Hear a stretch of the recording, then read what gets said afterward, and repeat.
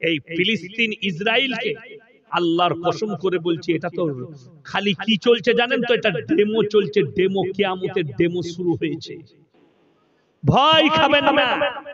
এটা কিয়ামতের ডেমো শুরু হয়েছে। এই ডেমো থেকেই তৈরি হবে ডেমোক্রেসি। আর আল্লাহর নবীর হাদিস সত্য হবে। সকলে জোরে বলুন সুবহানাল্লাহ। ওই আল আকসা মসজিদে ঝান্ডা একদিন গাড়া যাবে। আমি মালদা ডিস্ট্রিক্টের উত্তর দিনাজপুরে ছিলাম।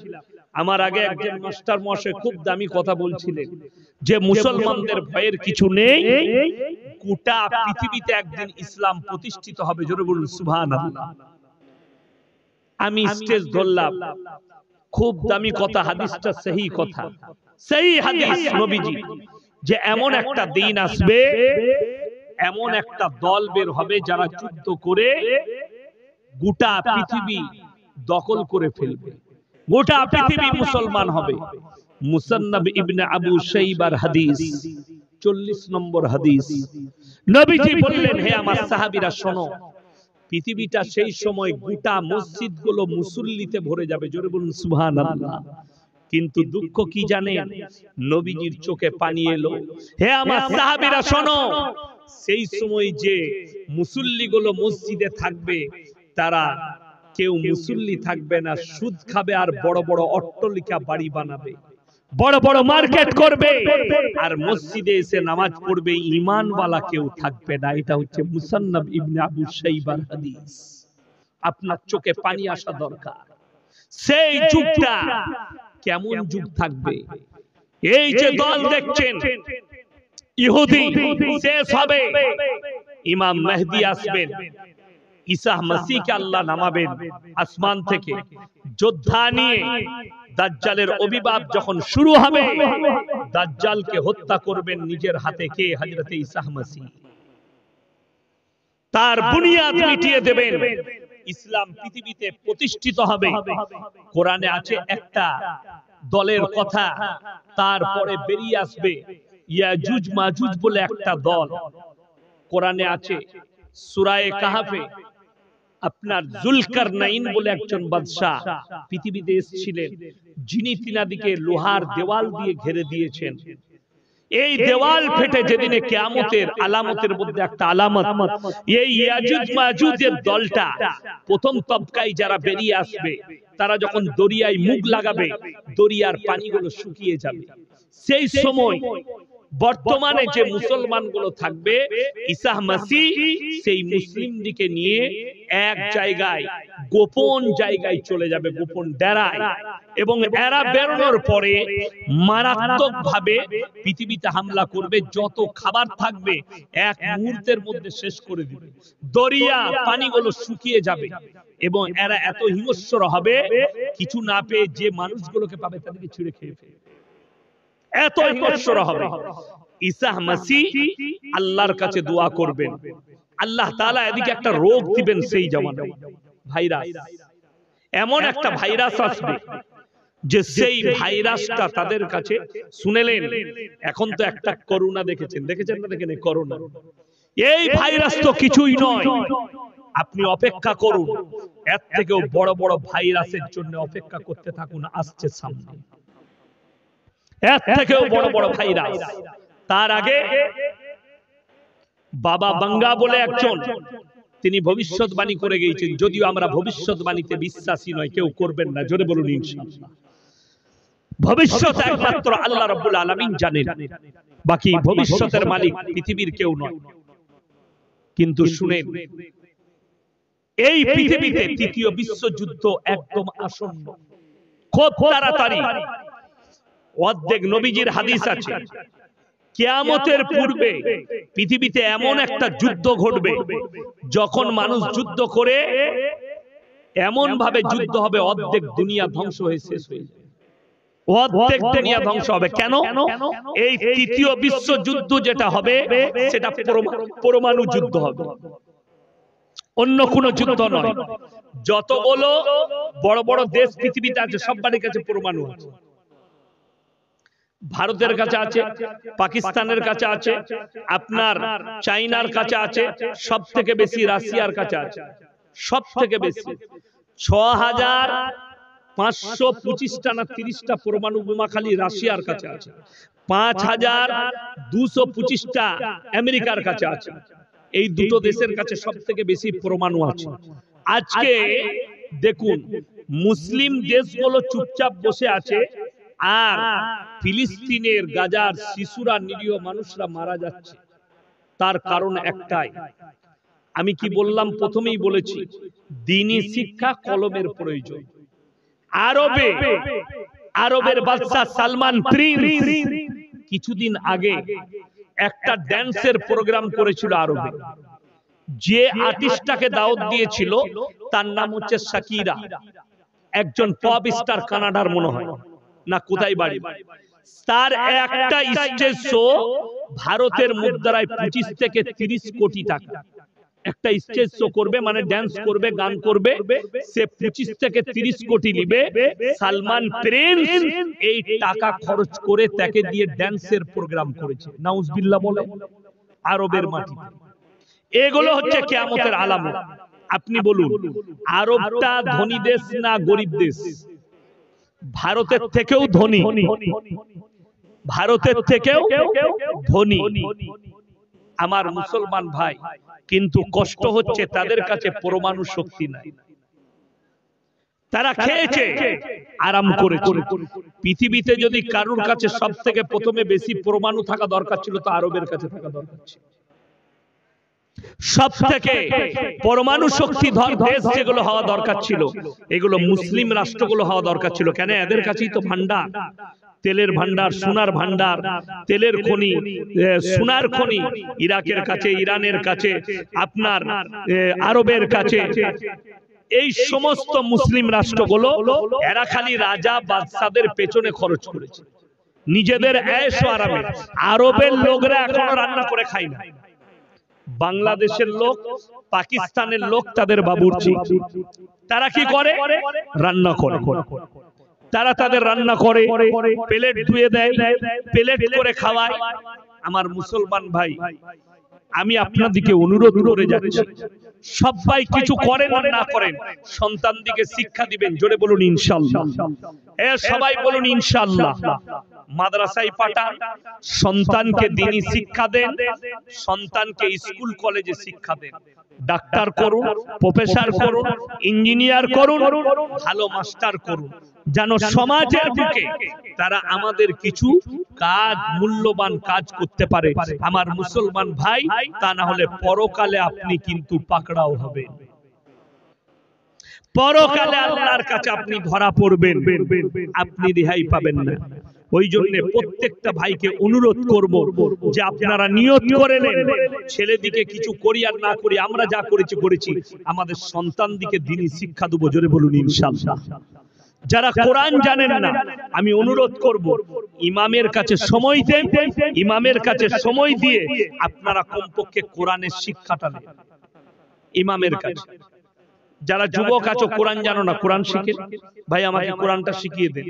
হাদিসের বই পড়ুন, ইমাম সাহেব, মুফতি সাহেবকে জিজ্ঞেস করুন যে কোন আলেমের বই পড়লে আমি ভালো দিন পাবো, দিশারি পাবো।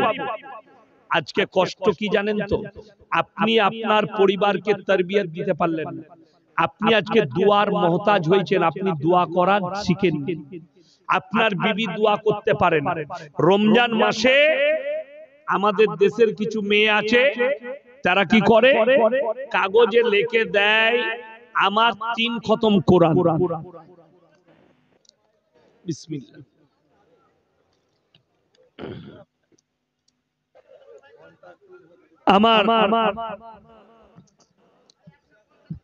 আমার মুসলমান ভাই, একটা কথা আপনাদেরকে বলি যে রমজান মাসে আমার মায়েরা আমাদের কাছে কাগজে লিখে পাঠায়, হাফেজ সাহেব এটা দোয়া করে দিবেন, বক্সে দিবেন। কোরআন পড়েছে বক্সাতে হবে, তুমি দোয়া করতে পারো না, হাফেজের ভরসা নিতে হচ্ছে। তুমি দোয়া জানো না, মৌলবীর ভরসা করতে হচ্ছে। নিজের বাপের জন্য তুমি দোয়া করতে পারো না, ইয়াসিনকে হায়ার করতে হচ্ছে। তুমি বাপের কবর জিয়ারত করতে পারো না, মৌলবী হায়ার করতে হচ্ছে। এটাই আমি বলছি, এই শিক্ষাটা আপনি নেন, যেন আমার বাপ মরে গেলে আমি আমার বাপের কবর জিয়ারত করতে পারি, আমার চাচা মরে গেলে কবর যেন জিয়ারত করতে পারি।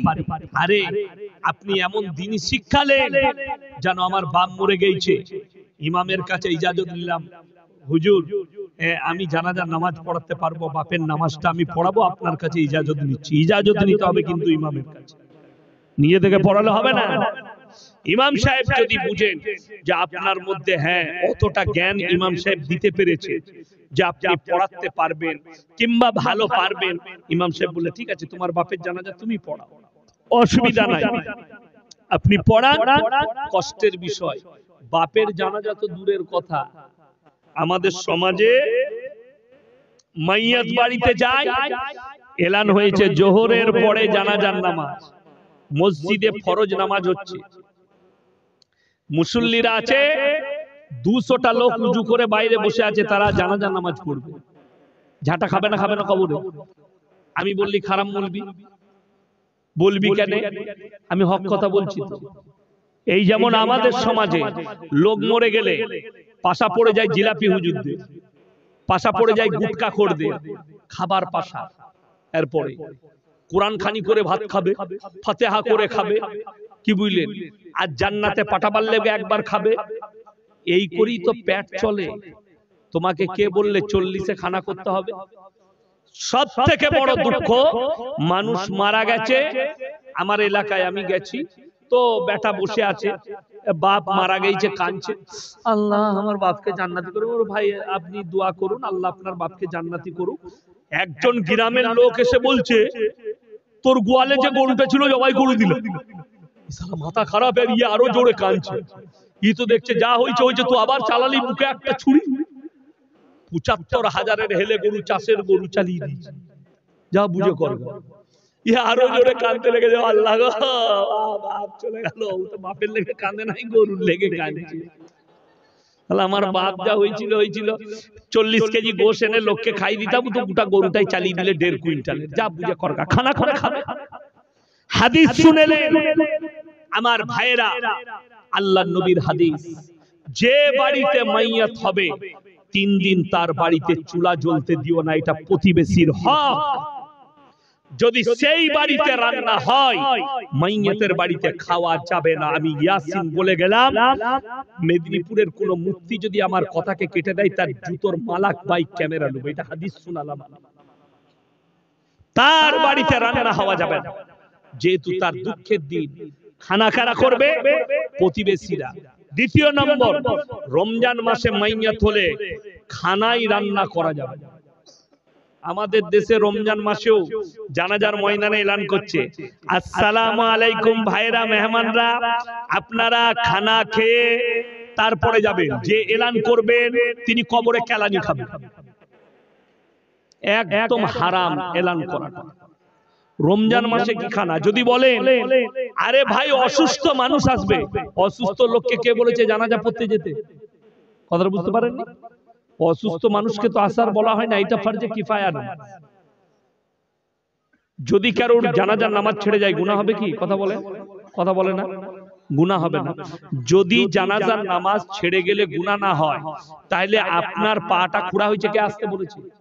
আপনার রোজা রাখতে পারেননি, আপনাকে কে আসতে বলেছে?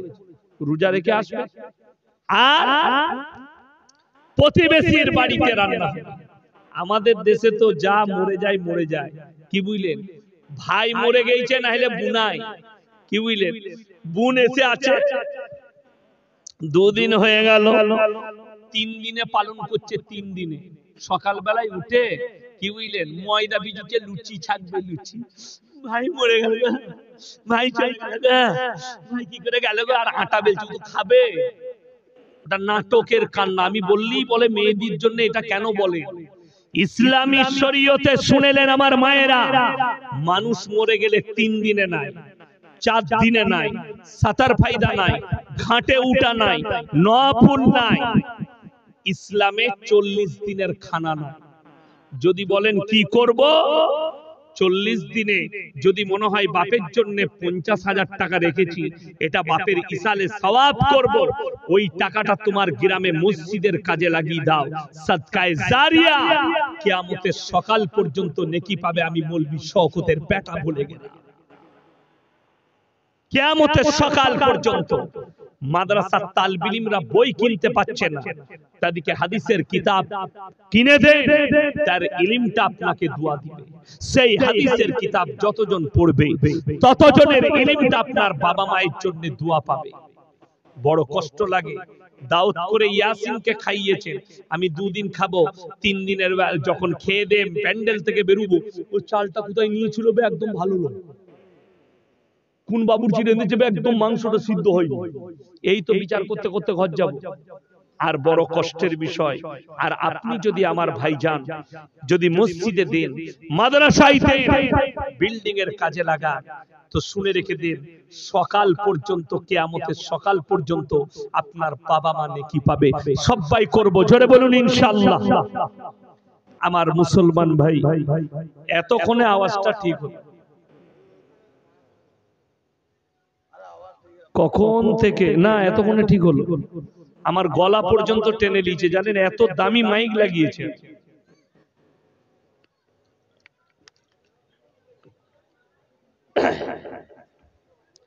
আমার মুসলমান ভাই, ওই জন্য আপনাদেরকে অনুরোধ করে যাব যে সবাই এই সমস্ত বেদাত কাজ থেকে আপনারা নিজেদেরকে হেফাজত করুন, এই সমস্ত বদদিনী থেকে নিজেদেরকে হেফাজত করুন। মানুষ মারা গেছে, দোয়া করুন। আপনার আব্বা মারা গেছে, দোয়া করুন। চাচা মারা গেছে, দোয়া করুন। বিপদ এসছে, সবর করুন, ধৈর্য ধারণ করুন। সবর করবেন, ধৈর্য ধারণ করবেন। আমার কাছে বিপদ এসছে, আল্লাহ উদ্ধার করবে, আল্লাহর কাছে চাইবেন। কেন? সাহাবীরা কেঁদেছেন আল্লাহর কাছে। নবীদের কাছে যখন কোন বালা এসছে, আল্লাহর কাছে। হযরতে ইউনূস নবী মাছের পেটে দোয়া চেয়েছেন আল্লাহর কাছে। হযরতে ইউসুফ নবী কুয়াতে দোয়া চেয়েছেন আল্লাহর কাছে। শুনেলেন সমস্ত নবীরা আল্লাহর কাছে। ইব্রাহিম নবীকে আগুনে নিক্ষেপ করা হবে, দোয়া চেয়েছেন, সাহারা চেয়েছেন আল্লাহর কাছে। হযরতে মুসা নবীকে কি করা হবে? মারা হবে, ফিরাউন মেরে দিবে, প্রার্থনা করলেন আল্লাহর কাছে, আল্লাহ হেফাজত করেছে। জোরে বলুন সুবহানাল্লাহ। ঈসা মসিহকে তার কওম মার্ডারের লেগে তৈরি, ক্ষমা চেয়েছেন আল্লাহর কাছে, প্রার্থনা করেছেন।